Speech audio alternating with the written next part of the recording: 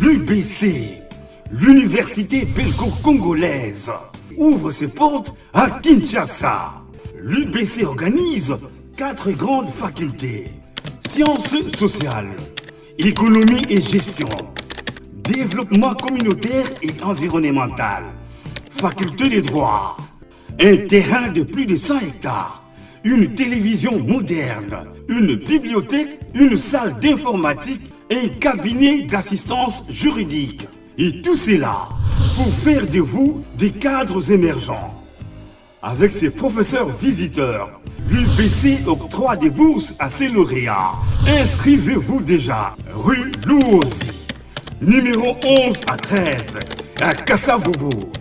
Téléphone, plus 243 81 60 00 634.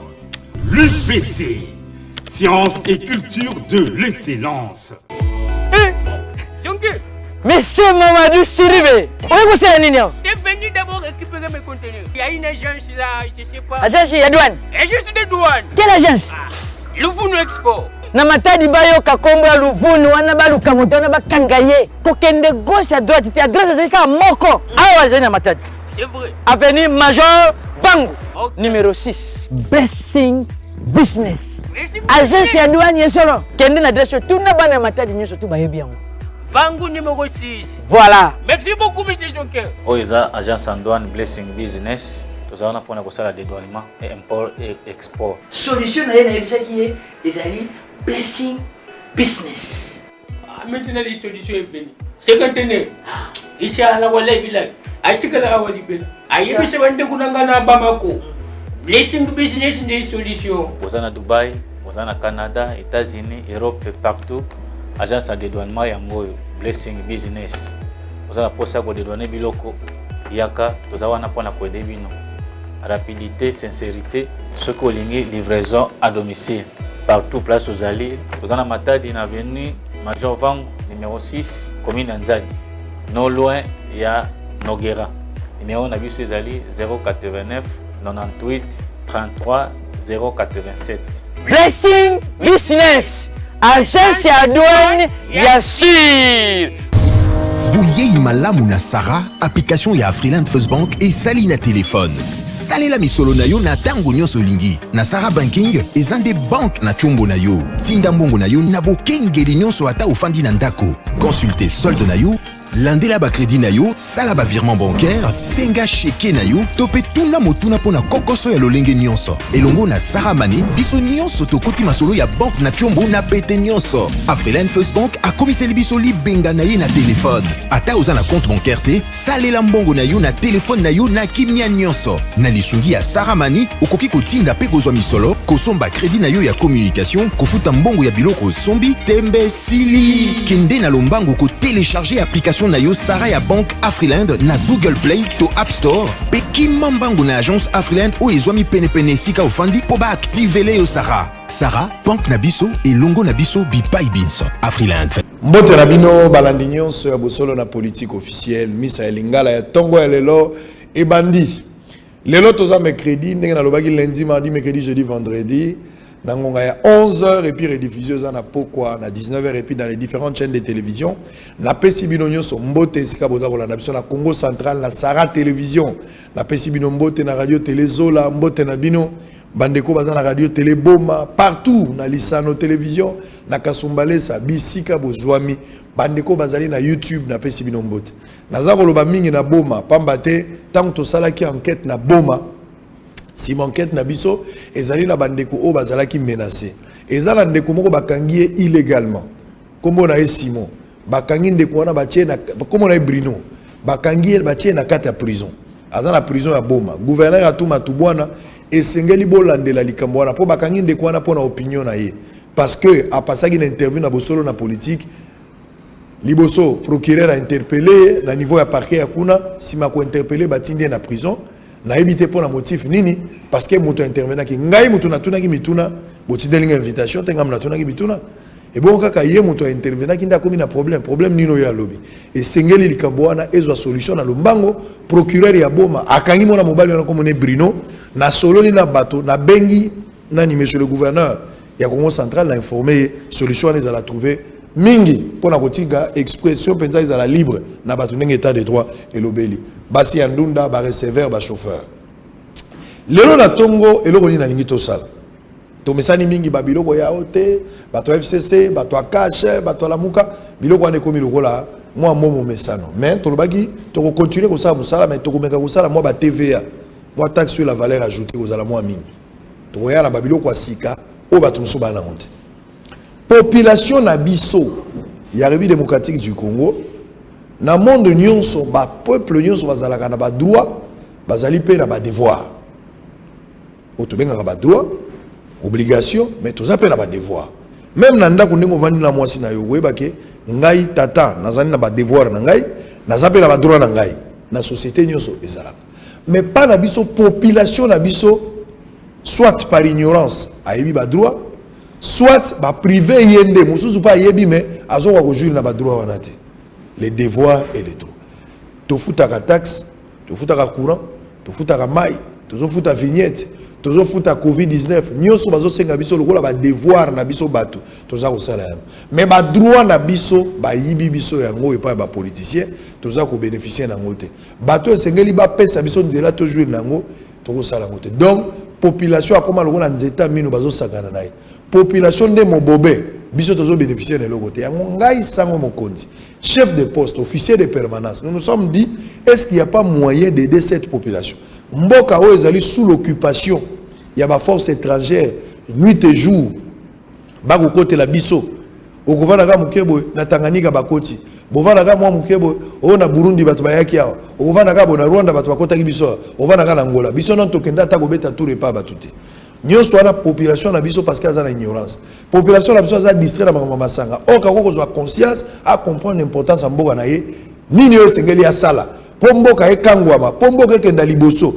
Po ya koma penza souverain de to baka peuple za souverain et sengeli sala ni. Ya wana lingi tote ya batu lelo na tongo. Lelo ezali spécial mobeko population yeba mobeko na yo eza nini ndelo ko to l'action na tongo. So yeba ba droit na yo te. Yo yeba ba devoir, lelo ndeko yeba ba droit na yo.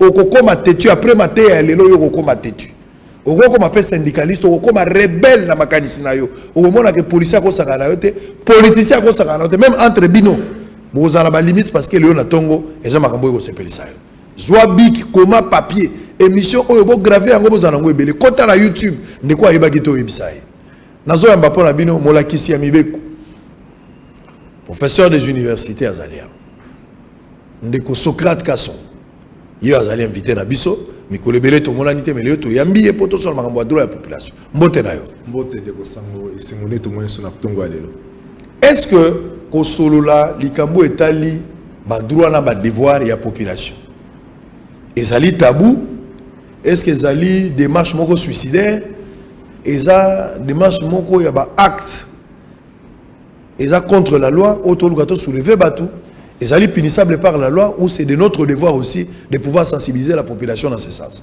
Mais non, les alliés m'abbé à moqueté parce que déjà même ma faculté, ils ont une université, ils ont un cours à droit.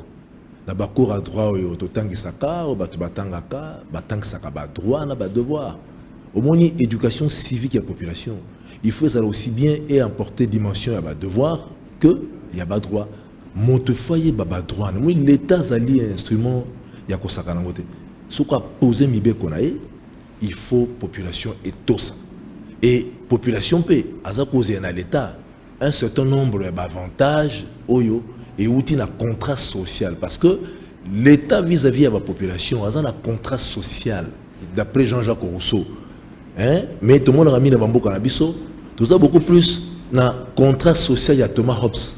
Il y a Léviathan, il y a que Batou, Bazui, ba liberté na bango, ba opinion, ba pessi motomoko boto benga l'État et l'État a se constitué pour se faire comme Léviathan, azana obligation mon côté vis-à-vis à Batou, ba pessi beaucoup non, mais alors que dans le contrat social il y a Jean-Jacques Rousseau, ils allaient réciprocité. Vous donnez le pouvoir à ba dirigeant va pesa bino ascenseur, va protéger bino. Pratiquement, ça dépasse. Mon colonel, na tenue militaire bakati loboko par ben civique il y a Mickey basé belé la machette. Pourquoi pas arriver même pour interdire vente à machette. Ce sont des solutions. Au moins qui a Webanda qui avec le général Kanyama. Opération Likofi. Nana moni mbali bosona mona pena kuluna comme on est maître ni amame a boebi comme na Yannick. Awangani komona. Awangani comme na gelo. Oh, yo maître Jésus comme na exaucé. Nana mona mena mutazonga exaucé. Du coup là personne Likofi. Personne Likofi on a ba droit de l'homme. Ah bazoko bomaka ba l'homme. Droit de l'homme ezawap. Tango bazoko kata ba maboko ko pasula moi 6e ba pasuli mon bébé abimi.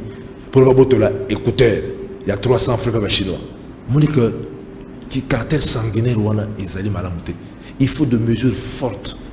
L'État a un devoir de protéger la population. Bozana matanga kuluna côté. Bozana fête de mariage kuluna côté. Nambo ba personne ba marié. Na ba sac, ba bato so ba fête a zonga le kolomo le comité na fête. Wana mboka ndenge. Il faut bien que l'État, le contrat social, l'État a un devoir de protéger Bisso, de sécuriser Bisso. Quand on sécuriser le discours à l'Est, après voilà, sur la sud, sur la nord, sur la centre, à tous les niveaux, il faut l'État à intervenir pour ne pas permettre de se sentir à l'aise dans Mboka. Il n'y a pas un seul sol qui est la plus favorable et familièrement accueillant dans le Mboka. Ce qui Mboka dit qu'on peut faire un souci, et ça m'a l'air de sango. Moto soki ba beti na balabala il faut zonga na lupango na bango sécurité so ba beti na lupango fakota na ndako so ba beti na ndako fakota na mbet na chambre so ba beti na chambre fakota na sambeto boso balandi na sambeto et si tout ça ndengwana donc bato za na bato o baza capable ko na biso tina se ambeto nezali na biso donc ça mabe comportement il y a l'état na biso ezali un peu déplorable parce que l'état il faut avoir mesure nazo telema likamba bakuluna kuluna eza eloko moko moke mikoito le cas edingwa singa karake ba pesa yesu ki 3 mois sa kuluna le yesu ka wapi l'état avec ma mesure autoritaire ma mesure drastique draconienne neto kanya mazwaki mboko s'améliorer police azo se plaindre na problème moko lokwa na makambo kuluna ba kuluna baza ko continuer ko sala rage bazo kanga bango police akangi ba kuluna ebele na uti mona général Kasungwawa bo mona ba image TV za radio te précédé là ba image wana comme ça bota la vidéo moko quelques kuluna au général Kasongwa où tu représenter moi soit présenté dans le stade mais récemment où tu représenter pour kuluna belé en image et puis on se retrouve après phénomène tozali kobenga kuluna raison pour laquelle monsieur Silvano Kasongo Kitenge le commissaire divisionnaire adjoint commissaire provincial ville de Kinshasa a pensé que mitindo pour un nettoyage il y a ville à Kinshasa nettoyage total il y a ville à Kinshasa. Tobanda kiango opération tozobenga opération Kifuakio. Tobanda kiango na commune de Kinshasa, je pensais que vous avez suivi les nouvelles. Actuellement, je ne pense pas que Kuluna Zari sur la ville na commune de Kinshasa. Tobalaya kibango plus ou moins une centaine bazaki interpellés, bazali mis aux arrêts jusqu'à ce jour, certains ont été condamnés à mort. Ba misusu bazali mis à disposition ya justice pour que ba répondre na bakte na bango. Et Boutou Yalelo ezalaki autour de la commune de Barumbu. La commune de Barumbu, vous êtes sans ignorer ce qui se passe actuellement dans la commune de Barumbu. Donc, à partir de 18h, franchement, la population est prise en otage par ces Koulouna. Pris en otage par ces Koulouna. Moi, je n'habite pas Barumbu, vous le connaissez bien. Je ne suis pas aussi commandant de Barumbu. Je suis entré dans des coins que je n'ai jamais été. Vous allez comprendre. Bakuruna bazaba extraterrestre. Là, nous devons nous comprendre. Bazali ba extraterrestre. Ce n'est pas que Bakuruna ya Barumbu, lobi bazana Kisenso, lobi bazana Ipen, lobi bazana Cité Verte. Non. Ils sont là, dans leur quartier là. Na bavni na bangowana, na bakwe na bangowana, du 1er au 30, du matin au soir, du janvier au décembre, au su et au vu de la police, qui n'arrive pas à les traquer comme il se doit. Moi, j'ai pris la décision, sur instruction du commissaire provincial, de les traquer dans la commune de Barumbu. Je n'ai pas fait miracle. Je n'ai pas fait miracle. Une soixantaine de Koulouna répétés. Vous les voyez ici. Il n'y a personne qui va se dire qu'il n'est pas Koulouna. Tozali na colonel Titi, Tozali Komonaye, Tozali na maréchal transparent. Ce sont des hommes très dangereux que je vous présente ici. Ça, ce sont les chefs de bande que je vous présente. Oyoba chef de bande. oyo bakonzaka na bango oyo bazwaka décision tozali na cardinal Jonas ekiri africain tozali na maréchal transparent ekiri baindien tozali na gouverneur Abolokaka ekiri M23 bango nyonso baza bato ya barumbu tozali na général Dago azali ekiri américain il est très dangereux aussi tozali na colonel Titi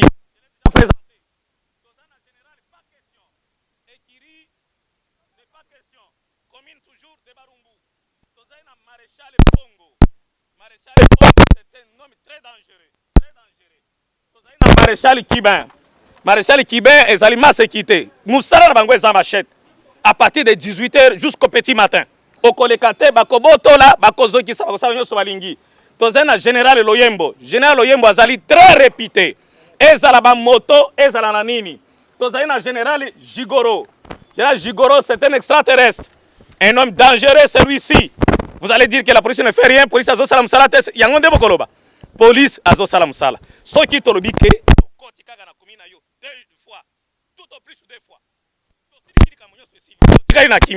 mais on se demande les gens sont là alors mutumoko akosala musala wana nyonso on va le faire ensemble avec les amis tozali na sergent Dai ye oyo awa tosangi bango na mikolo boni na mokolo moko na butu moko na intervalle ya 3 heures du temps na commune ya Barumbu bamususu ebele tokebambo à 20 mètres de la maison communale de Barumbu et si ka oyo police na biso commissariat de Barumbu ezali installé tokangi bango wana ba consort bango wana laissez l'espace vide bango wana oyo basali ba chef de bande na présenté bino ba consort bango wana c'est une soixantaine de kuluna soki tolobi ke to silisa bango toko silisa bango le problème c'est quoi kuluna ezali likambo kaka ya la police te na niveau ekomi boye ezali likambo kaka ya la police biso to balaye bango to silisi bango mais lobi biso. Merci. Je pense que bomoni ba kuluna wana bilo moko bomoni des milliers de kuluna police azoka ngomba à un certain niveau atini bango na parquet mais parquet soit ba libérer bango soit batini bango na prison mais 2 mois 3 mois bango ba bimi complicité légèreté ya wana est-ce qu'il y a monté muto sala que kuluna continuer naï. Oui mais kuluna suki ba kangi droit est compliqué papa Sango. Quelles sont les circonstances dans lesquelles ba kangi kuluna moni kuluna aza kuluna certes ba kangi mais soko mi devant ba opérateur judiciaire notamment magistrat bazo ko tala pe bazo interroger ba interroger batali asali mabe to sali mabete so isko biloko asali eza défini comme infractionnel té ou biloko asali eza na excuse mort dont il peut bénéficier ou soit peut-être dans la défense avocat na arriver à convaincre moni il faut qu'on s'anabe au grand mot de grand remède ba annoncer na télévision papa maman batela mwana na yo ba brusquer mututé ba kutani na yo kuluna ba tandi bino 15 ba sile na bino au moment là parce que mutu moko te na mukili a besoin de kufa te soki mutu akufa ata 3 fois même si ata kufa ata 2 fois ata nenge zalaka pour na passer ata na moi il faut là mais zambara moko ça dit l'état il faut agir non pas en tenant compte des droits de l'homme pour se tenir compte nango et quoi affaiblir l'état et quoi affaiblir l'état comité de niveau nazo sosango likambo omoni avant général Kanyama na ba mesure na vraiment je salue mon général ezala ki que ngara mona ki na mboka na biso komaki oza na problème judiciaire ou lo ke na justice au binga ba petit quartier ba kuluna oyebisi bango via Henri à $800 dans ngai ba petit na parti à bon niveau nene vie ola mke bien beto oyebisa yo que oza na nyonga sera na sera o sera mili ye veso ko pese mo on était vendredi ve wana ko zebiso mabe moi jeudi je viens na ba ba pese on avance à 500 donc tendance il y a justice privée et Saint-Salaki ce qui quand Nyama kana va wana te mona mutali ka pana sana mapa mama tele makuzi na sana mapa boche pena mateko fere botike kami bala les grands alors to comment na tendance à cause que vous avez les cambo au lieu que na parquet ou ba kona ba saler le côté il faut naïf ça va petit quartier ba ke pe ko luka vie wana pe vie vous avez nyonga sere mili ya $800 v ti samedi soko PCT à vie wana le baba otambola te mon appelle jeudi à ba boza après c'est 500 mais ce qu'on a parqué on a signé des charges à foutre un dame déjà mon tendance à que on utiliser ba privé parce que l'état efficacité a l'été fait mon dans la sécurisation de la population ba kuna wana bazana maka oba osala ezali penza malamuté ata bango moko bozo mo ngeza mabe il faut renforcer l'autorité de l'état à renforcer l'autorité qui ba so ba zuyo bazwi bango 40 basila na bango oyo ye malheureusement ndenge na lobi na yo une autorité à l'état peut-être à niveau de la police ou à niveau de parquet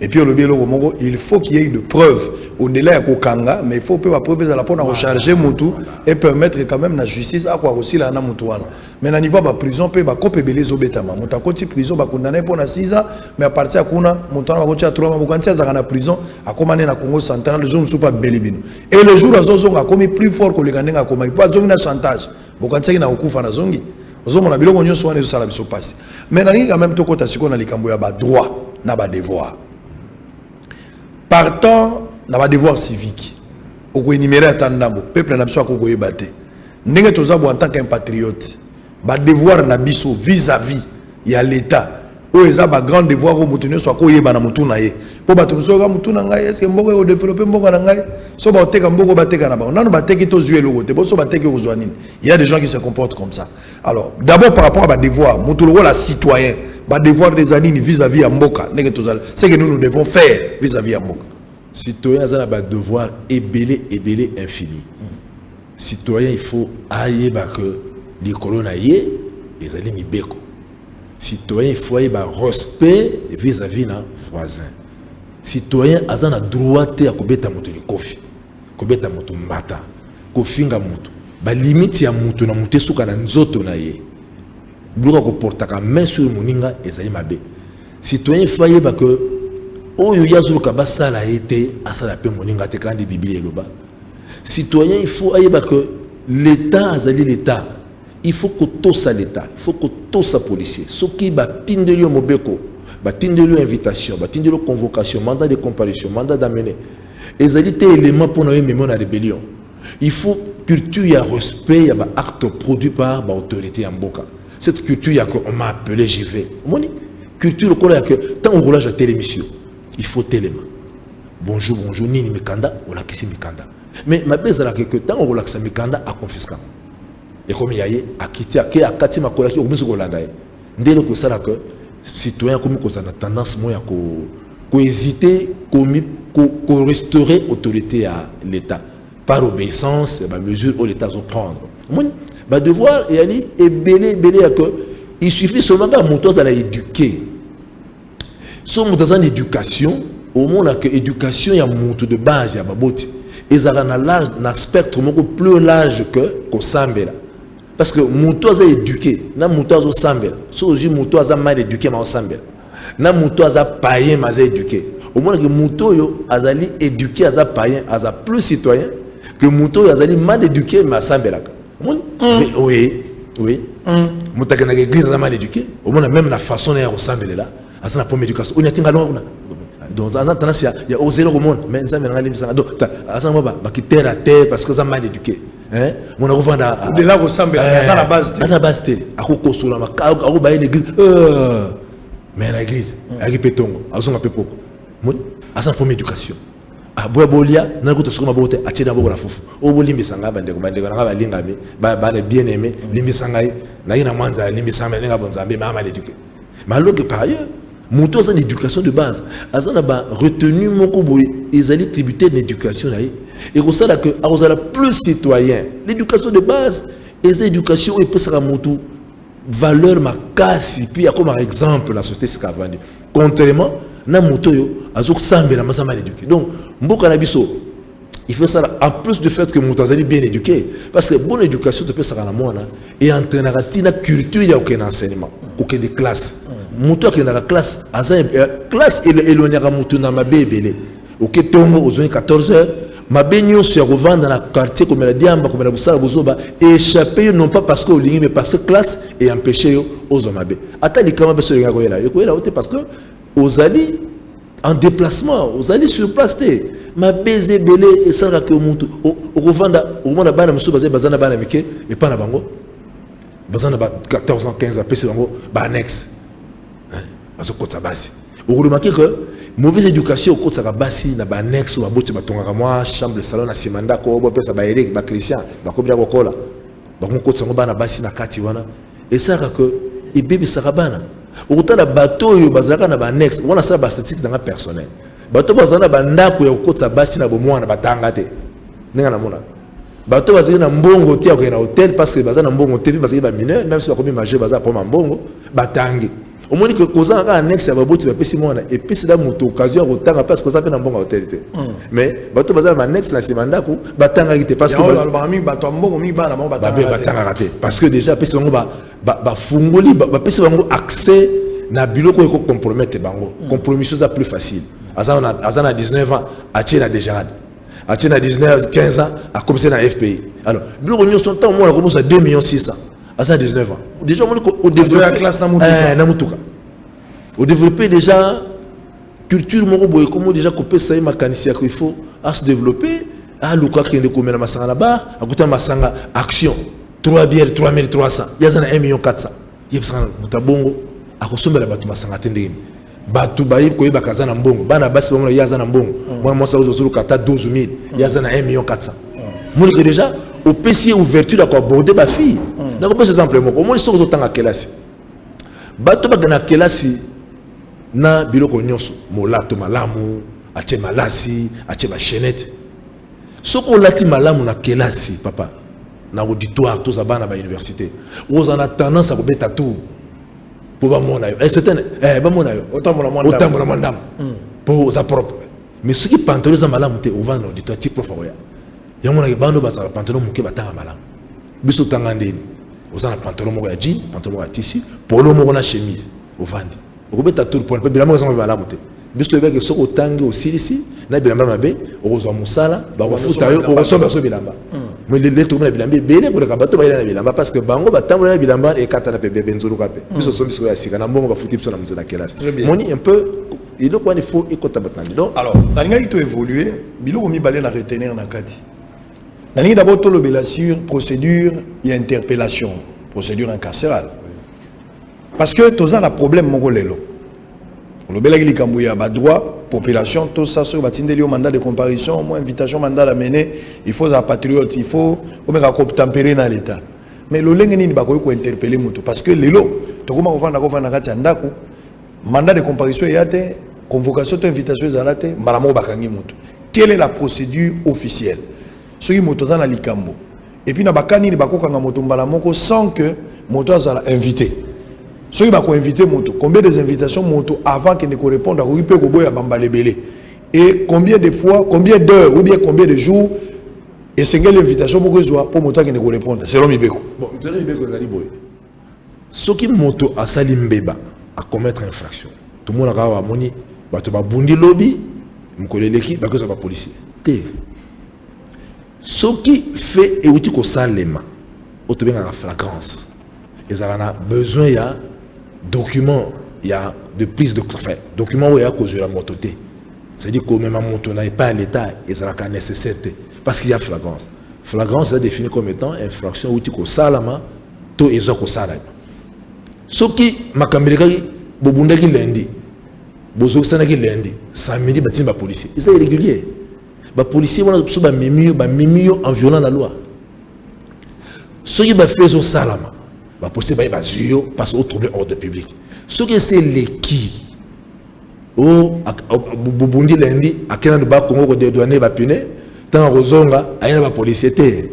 C'est irrégulier. Ce qui me connaît les qui il faut ça là au fond dans l'état la police ton parquet va tindelier invitation aya akere ko entendre. Ce ba entendre sur ba fait pour lequel au fond deli ils a établi ba ko retenir à garde à vue soit ba ko check sous détention préventive na niveau parquet. Donc auto sala kawana au baisse non ils ont été interpeller mutu yaka ce qui va interpeller citoyen et pas un mutu premier réflexe mutu interpeller il faut se présenter citoyen peut banda ko se présenter oh ce qui mutu interpeller ngai ngana va nanda kuna mwasi na bana mutu aye alobi na interpeller non c'est dit aujourd'hui kananzela OK kananzela ozo kende s'il vous plaît, salut. D'ailleurs, c'est la grave salut. La victoire, na Pongabi, voilà. Rond-point Gaba. Voilà, mon amoutaté, ma bureau de Belé. Bureau 2, celui qui 4, celui qui 11, mon abattoté, la gomme, d'hôtel, hôtel, état à Moutabengio, Azana état à Salté Mogo, télé client, donc comme un tubercule, on dit que ça m'a belé.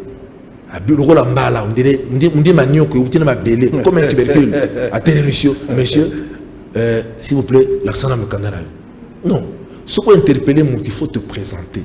pour ça il a confiance qu'il a en face de lui qui asa faux agent tout vrai agent tu vois il a s'identifié so les vidéos c'est fait alors le bango kana monoko ou bien il faut faire ce document aksakat so muta interpellé obligatoirement il faut yoyi bazanani asa yaya quartier asali mutu mobo ya meridiamba to lango agene il faut yeba o interpeller nga yonani ngai déjà renseignement à l'action carte là à Omoni oko senga mo potali utali parce que yo ça plusieurs premiers doute et c'est ça agent sur la télémisinga na espace où il est zate clémenté zate bato ba créer bato ba gangate ba okimate a télémisinga ponani oza na droit ya ko senga ye document oyo azotambola ngo ordre de mission na hôtel ba terme de référence premier réflexe hôtel na signam kombo ya moto hôtel durée ils a en cours deux expirés. Troisièmement, uluki oyeba sphère nini batindi à opérer. Otala bono de Pascal Angili à terme na bombe. C'est irrégulier. Otala non du 1er janvier au 1er février à terme en octobre. C'est irrégulier. Otala bon ta signé comme zo mon tiens zo mon raté irrégulier. Oko douter na ngope boy. O douter bien mais ordre de mission na yo ezotinda yo o agir Nanjili Tikati Pascal. Comment au terme sangana na boum. Donc sphère na yo d'action, ils ont posé problème. De deux. Mais ordre de mission na yo, c'est de 1er janvier au 1er février. Tout ça en octobre 17. Ou bien terme sanga pour il faut culture wana izala. Ou télémélier, il faut se présenter avant de se présenter. Parce que toi tu cours beaucoup de risques aux ala, ben pas un faux soldat, un faux agent. Il faut le cas habiller bisa sanani achi en sécurité yosko yo bimisi document na yo o lakisi mais pour nani do bengengai on l'accent il faut l'accent ordre de mission bilo communauté ça mala biso ndeko sango ba droise o mona comment mutu sozo tangola OK na nzela bon salut au drapeau ba tellement ka fixe ce drapeau ça liboso na yo ce ça na mo kongo taliote o OK na yo oui on salue le drapeau en le regardant pas derrière mona mutu Montazana Pongabi a tenu fixe, salut au drapeau, et ça n'a rien. Non. Ça. Salut au drapeau, on salue le drapeau que l'on regarde. Nassima et totalité. Et puis, naba norme et respect. Au moment où que classification salama. Et donc, il y a des bossos à me tuer dans mon kini. Et ça y est bembe. Et bembe les qui me konzamboka. Et bembe. Oui, na valeur. D'un respect. Ce qu'on y a les sika, au côté bembe, la chef de l'État, au bandit bossé bembe. Et bembe. Après chef de l'État. Après Bembe drapeau. Après drapeau, chef de l'État. Et Bembe, n'a pas mboka c'est sur le Karizagambon, ce qui est besoin de cas, à tout battre. Et Bembe Zali sur le plan hiérarchie à respect, et Bembe zo précédé mon konzamboka na 4 dans mon drapeau. Il y a un et Bembe, ce qui est drapeau après drapeau mon konzamboka. Moi, tant on a côté la liboso. Salut au drapeau, ils sont dans mon Congo. Comment on salue le qu'on a dit aussi? Alors, l'ingénieur le vélo comme ça c'est une ignorance. Ignorance est liée par rapport à liberté ou libertinage ou bien à droit. Na mona mingi population na biso par exemple ceux qui na Bandalungwa, na Lemba, OK na ba tete. Ba place au pena mapango za mike. Okomona mingi ceux moto akufi batu bakangi avenue. Batu ba na mwa matanga te to baza na fête bakangi avenue okolo bana bango elokote mutu pe akapamba bo akobimane bachepi bakiti libanda bakangi pe nzela bao bayina bango pe bien et ça là ba discussion batu pe bazobunda tout ça batu muso teza liboso lupango na biso. Comment résoudre ce problème par rapport à ba droit? Il y a moto aza mokolo lupango, comment il faut exploiter liboso lupango na ye akokanga soki matanga ezali bien qu'il ait l'autorisation à niveau à l'état mais ba voisin na ye il faut balala lelo makamba babar tu as vu avec des bars. So ok na matongé respect za esute mapango nyoso za baba yo so ok kofunda na commune ke bato wa changa makelele plainte wana kozana sans objet. Comment se comporter face à ces désordres? Non, ce qui moto alingi a occupé espace à l'état. Le sol et le sous-sol appartiennent les deux à l'état. Ils ont espace à l'état. Devanture ya moto, c'est-à-dire les bossu anda kwa moto. Ils ont un usage ya mokolo le pan. Et puis, en droit congolais, il n'y a pas de propriétaire. Tout ça va concessionnaire perpétuel. Parce que le sol et le sous-sol appartiennent à l'État. Tout le monde au moins propriétaire de. Ils ont raté. Concessionnaire perpétuel de. Ndakunayo, on peut mettre en valeur. On peut mettre en valeur bâtisse, oyo tongi, dans cet enregistrement, et non mabélé.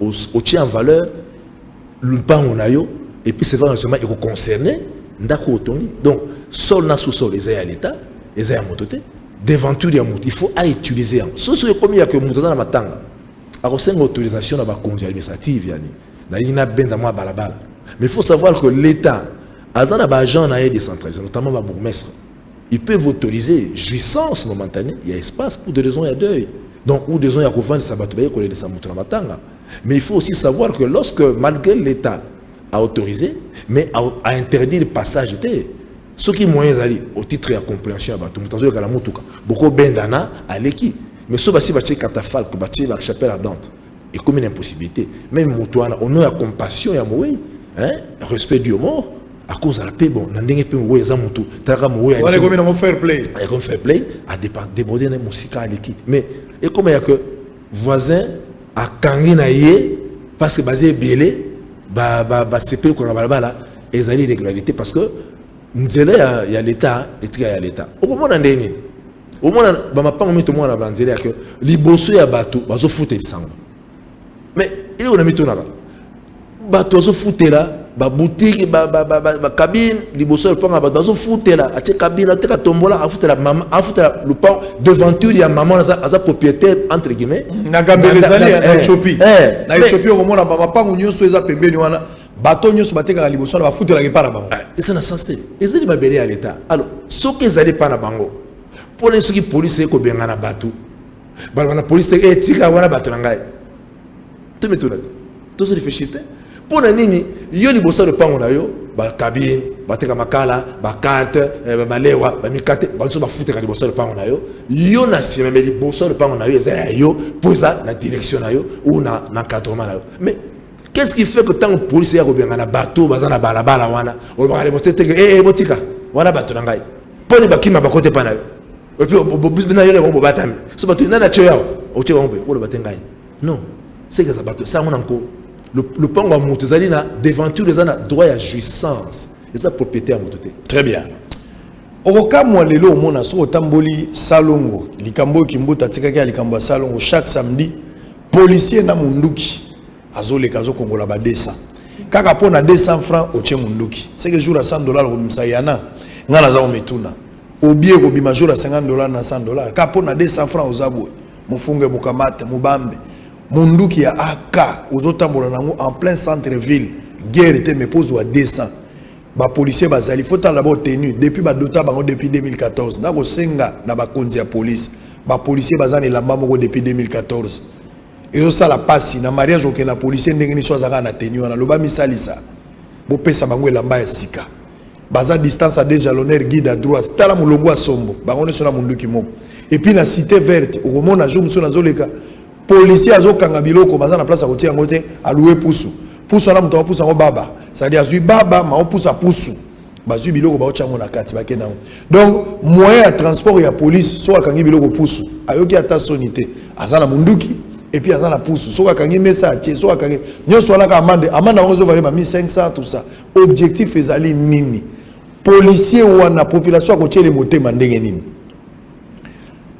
nangina to na logo moko ona na fongola ki likambo procédure en kasala likambo ya ko bengisa moto po ya na paquet parce que lelo même na niveau ya police ko mona ba aventure yali yo plaignant oke ko funda au fundi clair au fundi pe mo ya plainte ote avant de déplacer et sengela ki opesa biso mbongo bo apesi bino pe mbongo boke okanga moto wana so bokomi bo coopérer na moto ba batinda bino boke okanga bokomi ona te vie normalement atindi biso pa na yo mais ko so la kaka apesi bino mo $200 bozongo aussi commandant obi ke John a voyager azate pour le mois John azana Kinshasa te tozo lukaye kaka et puis bokomi ça so plaignant faut chaka ba moyen pour tozo ba lebele bozo lia de côté bobimisi azana voyage koto moto azozela et c'est comme ça que ça se passe et ça biso passe mais nga moto la ngana yiba tango batindeli yo invitation à la police. Quelle attitude à prendre? Combien de fois il faut aller répondre? Combien des invitations il faut aller déplacer? D'abord, plainte est gratuite. Plainte? Oui. Au fond, dans mon côté. Oh, mais là-bas, souci est de se foutre. Il n'y a aucune loi qui couvre, qui autorise, qui oblige le montant. La plainte est toujours gratuite. Mais Mayabik n'a pas papier. Et Mayabik, ils sont payés pour ça. Plainte va foutre en bon hôtel. Elles ont le papier du purgateur, elles ont la bic et tout ça. Nga na futate. na bano ça gratuite et puis bandi banga pour ça la droit parce que na yebi que oui justement parce que na yebi que plainte les a refait et puis ce batindeli au convocation à liboso la police aucun ne répondre le kobo ya ko répondre à invitation à l'état ezali mabe les infractions surtout les mêmes articles 15 et code de procédure et le non respect le refus de se présenter à un mandat de comparution et ça constitutif déjà infraction. C'est ce qui fait que on peut pousser magistrat à passer la vitesse supérieure, c'est le mandat d'amener. Et puis mandat d'amener, au niveau à parquet, au niveau à police de l'objet, que d'abord, bah Robin ça est ok, on y était à Liboso, il y a mis balé, il y a mis satou. Ce qu'on y était mbala mis satou, le PJ a bien ici, à cause de mandat d'amener na parquet. Il y a ça n'a pouvoir ça na mandat d'amener. Ça va pouvoir gros. Pouvoir mener au fois 5 à la parquet, c'est le mandat d'amener. Mais, au niveau de parquet, il est obligatoire de convocation à Liboso ou invitation mi balemte. Lorsque le magistrat estime que les faits sont graves, à quoi bandon le mandat d'amener? Il est libre. Le magistrat n'est pas limité d'accord. Il faut peut-être un mandat de Liboso, il y a mi balemte. Le magistrat du parquet, ou rien qu'au vu, il y a gravité à la fait. À quoi peut-être mandat d'amener Malamoko? Soit à quoi peut-être un mandat de comparution. Ce qui était non-respect, il y a qu'on répondre à un mandat de comparution, et puis si vous avez tombe, il y a que à cause de ce mandat d'amener à prendre de force. Mais ce que vous avez indisposé, vous pouvez signifier ce que vous avez indisposé, vous pouvez signifier par ton avocat à faire reporter rendez-vous. Mais ça, vous marquez au dos, il y a Mukanda, attend la police, c'est que Azaki empêché à Zobé la Zate, à qu'on a vendredi. Alors, présence avocat, et ils ont déjà comparution. Au Yaki, mais va renvoyer à une autre date. Donc, il faut assurer l'État Bengisio, aux en attente au Tindi avocat, la culture de l'avocat. Au nom de la Tindi, il y a chrétien. Il y a chrétien. Il y a chrétien pas représenté de la police, de la parquet. Tu dis que papa, qu'on n'a pas de ça. Au nom de la Québec, il y a un colonel. Au bas, un colonel. Donc, colonel, vous s'excusez dans le combat client. Sur la côte, c'est un combat client, qualité, parce que ça devant magistrat. Magistrat, oui, au colonel, au général tel, au nom Motobeng Sakia, il peut l'arrêter. Est-ce que chaque famille, il faut tous dans la culture, aux avocats? Oui, chaque famille, il faut dans la culture. Avocat, c'est ingénieur social. Tout bien arrêté ce qui m'a commencé, c'est gangréné, pour te comme au sein de la catalogue, comme bien avocat. Nous, c'est ça qu'il faut un avocat. Avocat, il faut orienter. Talaboy. Culture, on est ça là que.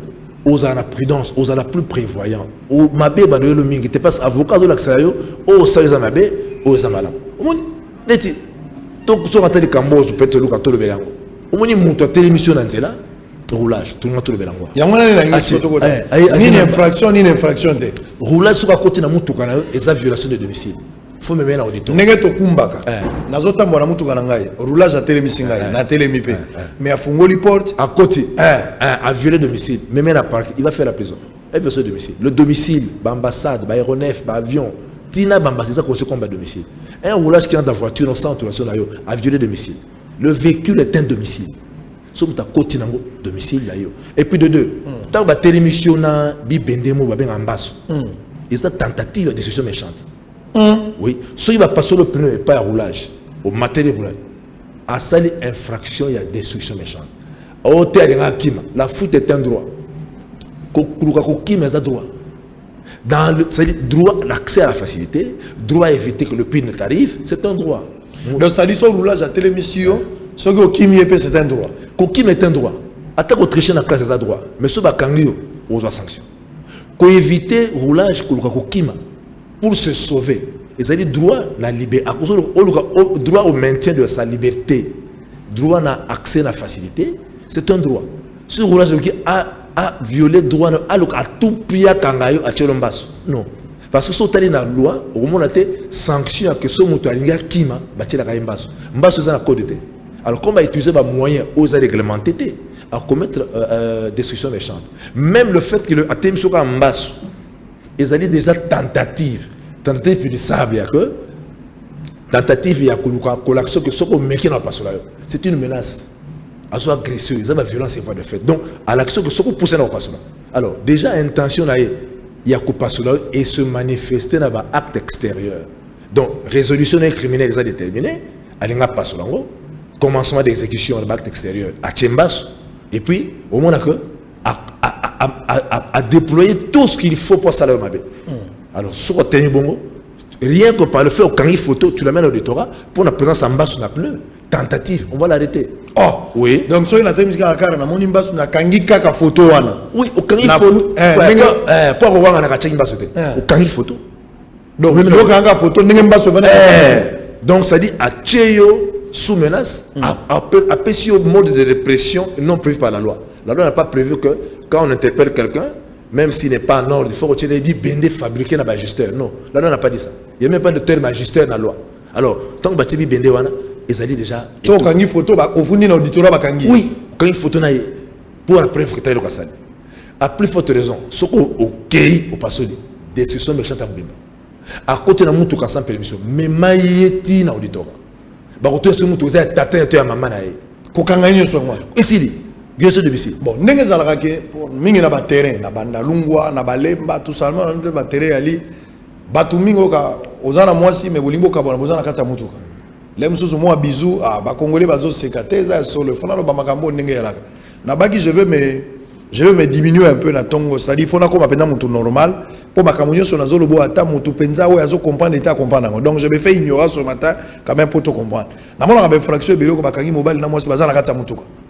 Bakangi bango pona nini ote bureau de akengela ki bureau de azokene na okengela mutu keza filmer ote opesi mama babize mibale bele bakanga bango mitakala sans bilamba basi musu bakanga bango soutien ezate bakangi bango bazangi na kati ya mutu ka surtout mingi na ba terrain ba même bango pesi pa ndo sambisa bango ote epekisami na mobeko mboka gouverneur aboyaki makambwana bozoloka république infraction bozoloka république.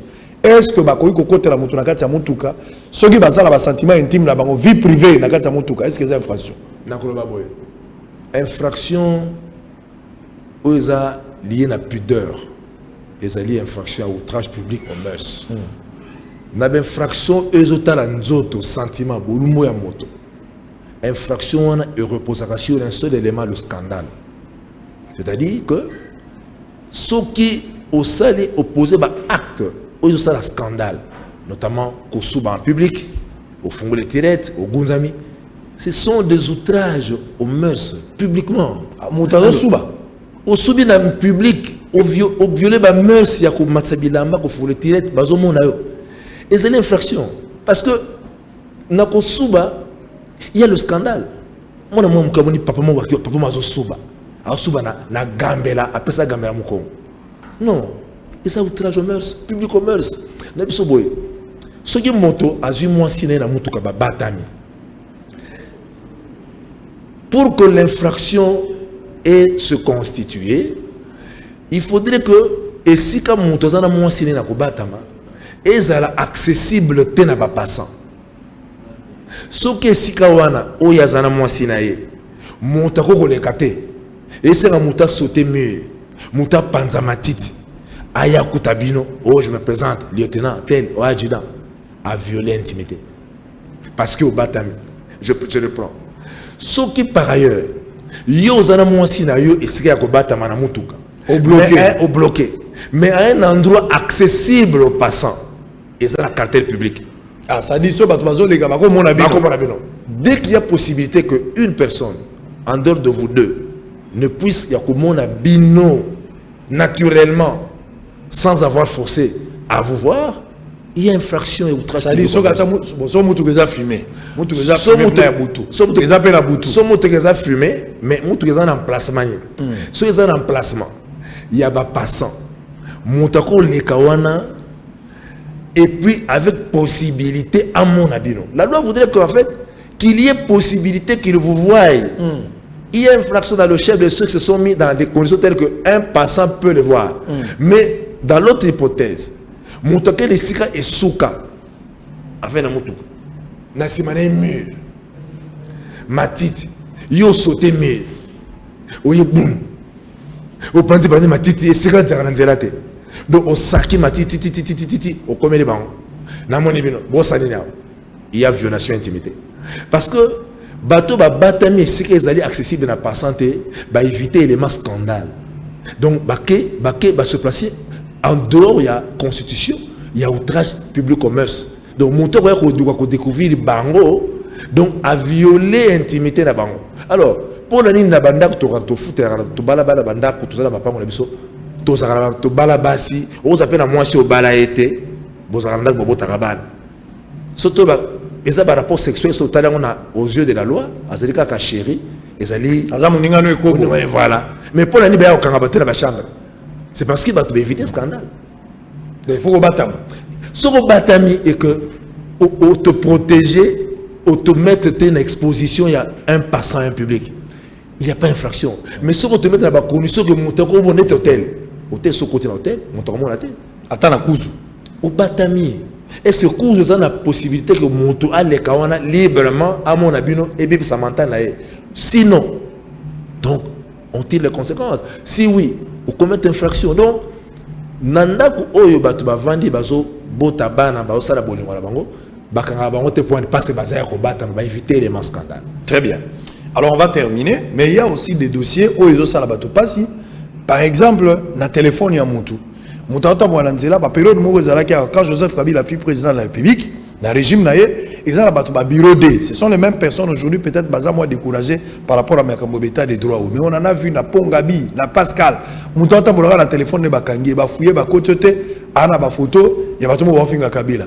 Aux gens ba message, il y a contre Kabila et puis bakangi bato. Est-ce que c'est une infraction na carte ya téléphone à mutu? Aux ala par exemple network na ba WhatsApp ou aux ala ba message, au gros ala pe na ba photo, au gros ala pe na ba vidéo, aux autres tindaba, peut-être les autres finga régime en place. Est-ce que c'est une infraction? Deuxièmement, consolo na station, est-ce que c'est une infraction? Pour la moi ramingo de bakangi mutu, a solo na infraction, na solo na station. Est-ce que c'est une infraction? Consolo na station c'est une infraction parce que mon rôle la police c'est une mission répressive, il y a punir, il y a préventive, il y a prophylaxie, il faut prévenir les bateaux. Quand on a une station, il y a une infraction. Le policier va dire, hey, papa, s'il vous plaît, la communication est perturbée, va donner à carburant. Ah, merci beaucoup. C'est fini. Et ce n'est pas une infraction. Au moins, on a beaucoup de monde qui au bureau de la quartier 1, on a un oh, commandant urine publique. Ils ont la code. Moutata n'a droit d'inventer infraction. Quand inventer infraction, na amende. On a commis la mille et péki 5 000 kosuba awa. Ceux qui ont subi à 5 000. Commandant shérif, mal à l'aise. Mais le fait pour le commandant de fixer l'amende qui, elle, est pénale, l'amende des alliés, l'objet à loi dans le Parlement. C'est une tentative de production à loi. Il y a une amende, il y a une amende de 5 000. Il faut aller le chercher pour l'arrêter. De quel droit il va fixer une amende sans être au Parlement? Au commandant Marie Zalbagi, ou à 6 000. Non, ça t'est. Alors, ce qu'on va sur la station, il ne faut pas que ça ait. Les infractions, il faut voir. Détention, photo, à caractère subversif, ils ont rebellé bateau. Il faut voir que dit la loi particulière quant à ça. Et le moment où petite loi, rien que la détention, il y a des informations qui nuisent ou qui incitent à la haine. Il faut voir, il faut que ce soit l'objet de loi ou de circulaires, bref, même d'un règlement, pour dire que ce qui est moto, à la détention, il n'y a pas de document. Ce qui lui est allé, il y a l'infraction. Ce qui lui est allé, oh non, tu as une photo, tu as une carte de chef de l'État, tu as une monnaie, tu as un problème, bureau 2. Mais ayez na Facebook et na WhatsApp. Quelle est la part de quelqu'un qui a reçu photo na Facebook? Parce que Jekoko Moulumba était arrêté justement comme ça. Voilà. Jekoko Moulumba, souvent il est en prison pour ça. Voilà. Omoni mboka na biso bakoko botelo neti arrêt. Arrêt ya kotelema ezalakate. Mais arrêt ba pekisa eyeba na mutu ya mutu okanga. Ça na sens. Ba telema wapi na yebite. Mais au telema be. Ona mboka nde. Au telema be ba telema wapi na yebite. Yo telema ka ko komona. Bon, moi déjà tous vivre na biloko mo piégé. Yo au telema mutu sens unique sans tia ba panneau de signalisation que sans ça unique. Donc on piégé, moi on se côté na échangeur. So tu échanges quand tu allais à la station. Et moi je vais au téma ba motard. So yo sens unique. Mais qu'est-ce qui dit que c'est sens unique? Donc vous piéger bateau pour bon savoir une infraction. On dit que ça dit l'État ne sécurise pas les gens. Donc pour dire que détention ba photo na ba téléphone. Sauf que l'État ba bloc na audiovisuel ba continuer biso ya au ba réglementer secteur de la communication. Ba moni que ba érigé à la simple détention. Il y a un message où ils ont rébellé, ils ont benda Kimiate, Zobema, Koufa, Namboka, et aussi l'infraction. Mais s'il n'y en a pas, ils ont dit, photo sans la part de quelqu'un qui les possède dans son téléphone, il n'y a pas pourquoi, qu'est-ce qu'on peut lui reprocher. Avant dernière question, c'est-à-dire, Ndenge Banabas Pazarola Taïr Mogoboye, Banabas Palati Roba Pamba, Nasser Achelo Gota Zobenga aubergine, Nyonso Wana, ils avaient infraction, Kotika Tolo, sans soutien, oui, pendant mon taco Betalibako, Moukolo Amonio Boisio Appétit, c'est-à-dire, ils avaient infraction, Kotika Nzoto Polé les partis. Quand les sons comme on a Libanda. Toutes les fois que les mœurs sont menacées publiquement, donc elles sont outragées. Outrage public aux mœurs. Même mobile sur Atiki Tolonae. Mais est-ce qu'il est normal? Il à la boisson, le ministère à Boisé Forêt. Mais Atiki Tugo Tolo pour les. Mais Naba mœurs Nabiso. Est-ce qu'il est autorisé d'exposer sa poitrine? Si nos mœurs l'acceptent, oui. Si mœurs Nabiso, ils ont toutes les fois qu'un comportement est blessé, la mœurs Nabiso. Ils ont infraction à outrage public aux mœurs. On l'a dit bloc transparent, on l'a dit ministre pendant mabé, bloc aux décisions de parti organe les monana, aux outragés, mœurs publiquement. Et puis aux créé scandale et puis au tombé par défaut par le fait qu'on maté le scandale. Donc au tombé dans infraction outrage public au mœurs. Donc hypothèse est belé pour peu que et comportement ya mutu et violer scandale. C'est-à-dire scandale et ça au vu il y a événement. Muta mati ce jeu boy. Moi, quand je suis enseignant au Gabon, quand j'ai la connaissance au Gabon, au monde, na Gabon, vous venez à bar et béré. Moi, je me suis dit, attendez, vous sur la bar à Matisse Jupenae, à Soubi, et moi, Télémi, sans m'en s'assurer, bah, bien un téléphone, à solo là, slip dans sa genou, j'ai pris le colo, à solo, allô, tu dis quoi? À solo, petit, assisté à la seka, bah, tu vas t'en avoir. Na Gabon, bah, souba à la bata, m'a dit.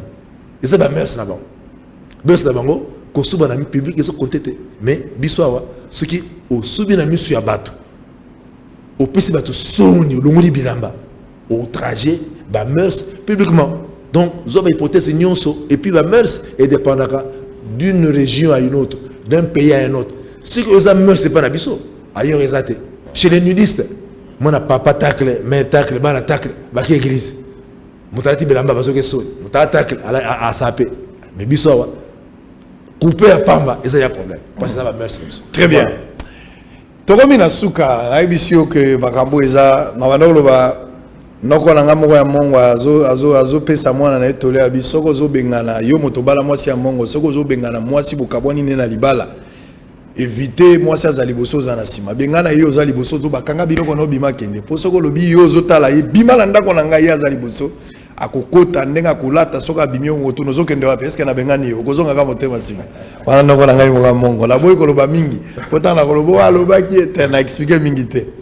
Alors pour la bosilisa mituna bibale mutuna liboso peuple aza scandalisé parce que makambo lobi ya bilamba lelo ba fiba kolata ndenge bazali mibali pe ba kolata ndenge bali okotuna bote omoni mosimbi te et comment on va expression omoni ko simbi te comment on a nos abies ko simbi et puis mukolo to bando fundana na Congo ba respect belé okota mukolo to bando fundana likamukeka boto fundana likamuka to fundana je pense que respect kozala mingi ya bakambo po kaka ya mama na yo ya tata na yo kofinga na facilement omona ka mutu keba yo saka nga azalo kwa pota libumu bato azo finga na bo clair yo saka nga tamuno ko kwanda ka si chambre na salon po to funda makate jo to bando fundana to ko arrêter biloko kofinga ne komi facile et on ne sait pas arrêter ça mais so to bandi et ko kita mwa muke. Population a scandalisé à Kovandaboué, na kati ya nganda diamba. Policiers azali censé à protéger Mibeko. Abattre la battu la biloko na bango, mais policiers mo azo baenoa. Tala ticha munene shikata, azo boaka, azo mena maya bitabe. Ye mo azo mela gene, aza ko beba. Le policier na otali bo bava na civilien ndeni, ba baena ba.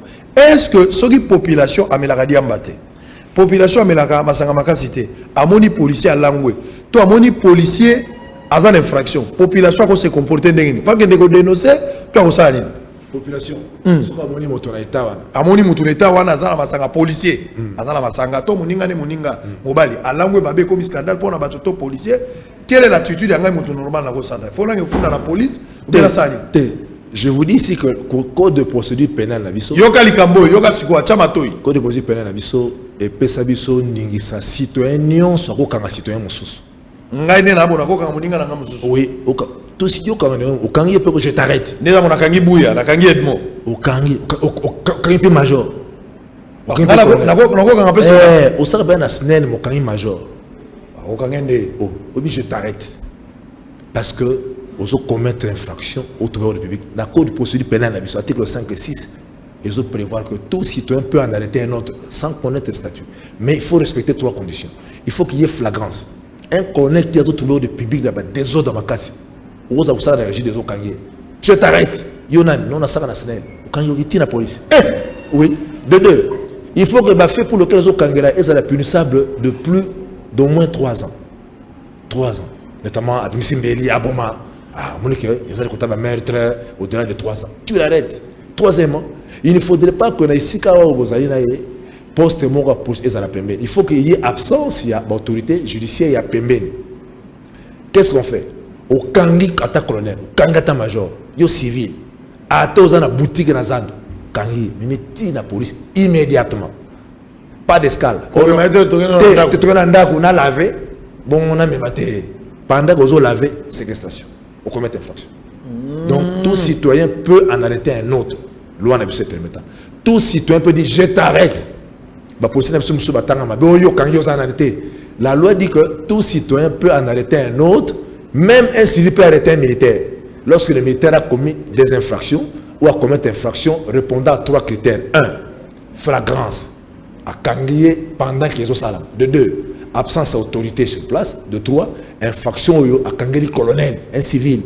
Et ça est punissable d'au moins 3 ans. Il faut même aller immédiatement devant l'autorité judiciaire compétente.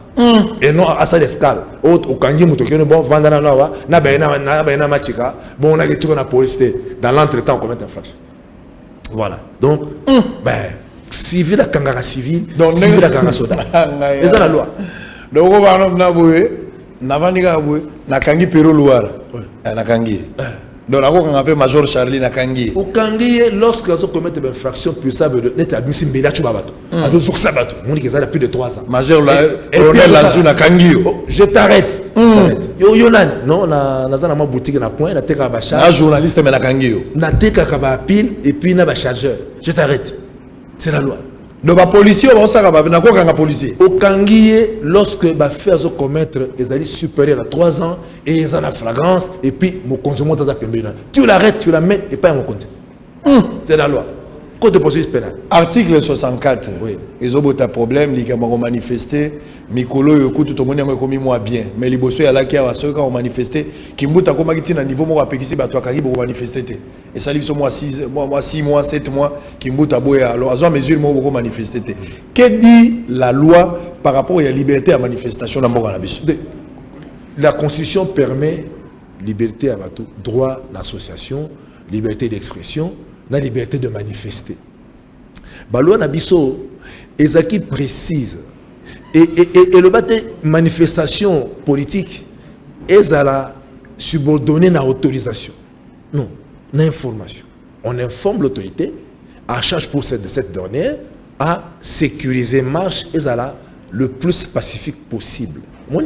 Donc, qu'on manifester, ils allaient un élément et à libérer. C'est un mode d'expression, la manifestation. L'expression de la manifestation, ils ont s'imbriqué, ils ont se chevauché.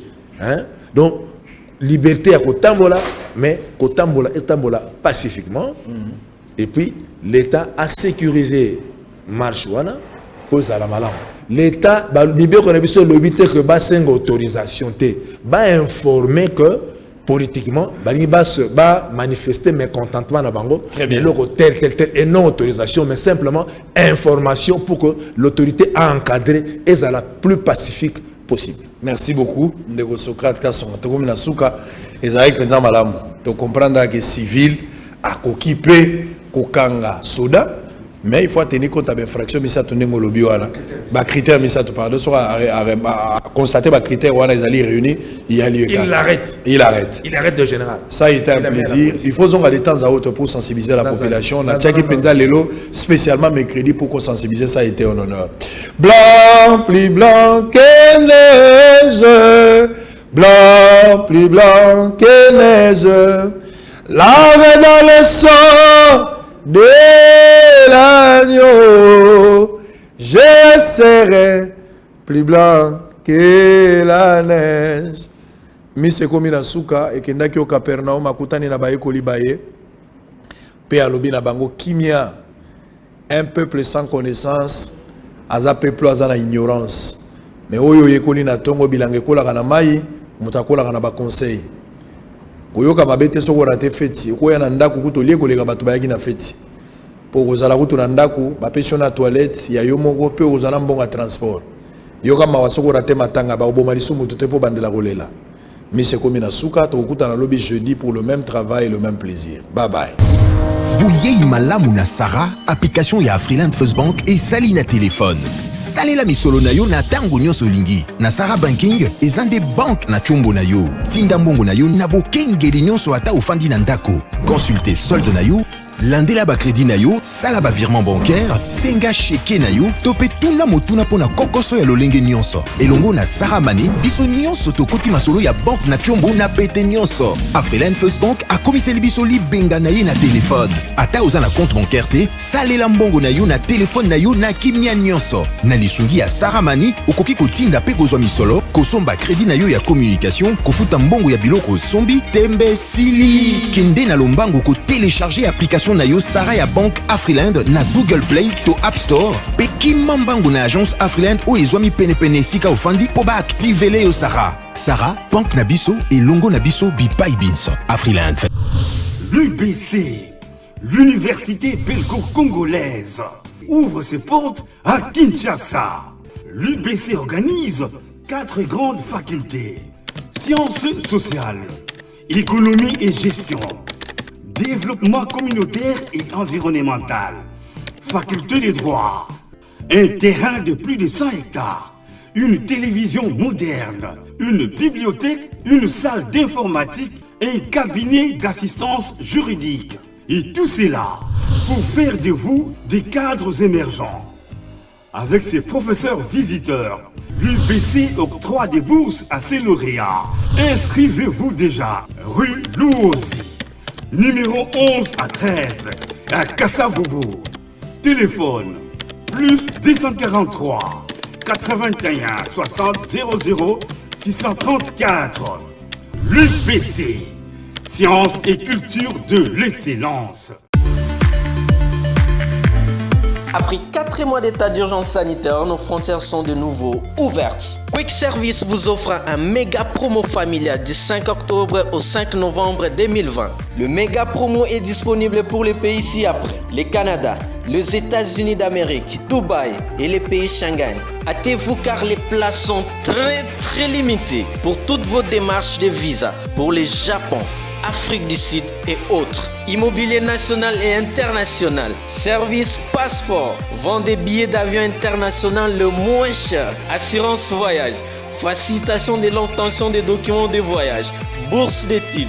Contactez Quick Service au numéro 10 de l'avenue Wagenia, immeuble CTC Shopping Mall au local 31, Kinshasa, Gombe. Téléphone plus 243 82 0090 008 plus 243 84 40 90 666. Quick Service, c'est la rapidité, la ponctualité et la serviabilité.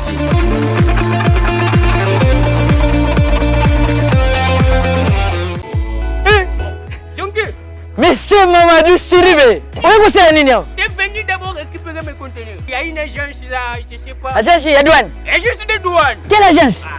Louvunu Export. Na matadi bayo kakombo ya Louvunu wana baluka moto wana bakangaye. Kokende gauche à droite, à droite c'est ka moko. Awa zena matadi. C'est vrai. Avenue Major Bango. Okay. Numéro 6. Blessing Business. Merci. Agence ya douane yesolo. Kende na adresse tout na bana matadi nyoso tout bayebi yango. Bango numéro 6. Voilà. Merci beaucoup, M. Jonker. Oza agence en douane Blessing Business. Nous avons pour la dédouanement et import et export. Solution na yebisa qui est ezali Blessing Business. Maintenant la solution est venue. C'est conteneur. Ici à la wala village. Atikala awali bela. Ayebi se bande kunanga na Bamako. Blessing Business des solutions. Oza na Dubaï, oza na Canada, États-Unis, Europe et partout. agence ya dédouanement yango oyo Blessing Business oza na posa ya kodédouane biloko yaka toza wana mpona koyede bino rapidité sincérité soki olingi livraison à domicile partout place ozali toza na Matadi na avenue Major Vango numéro 6 commune ya Nzadi non loin ya Noguera numéro na biso ezali 089 98 33 087 Blessing Business agence ya douane ya sûr. To everyone under the sound of my voice, I want to remind you that God loves you, that God cares for you, that God is in control. The enemy wants to change you with fear and doubt, but the living God says that I have not given you a spirit of fear, I have given you a spirit of love and of peace and of a sound mind. Nothing can stop the will of God, not even the coronavirus. Hallelujah. In the heavens, on the ground, everything is subject to live forever.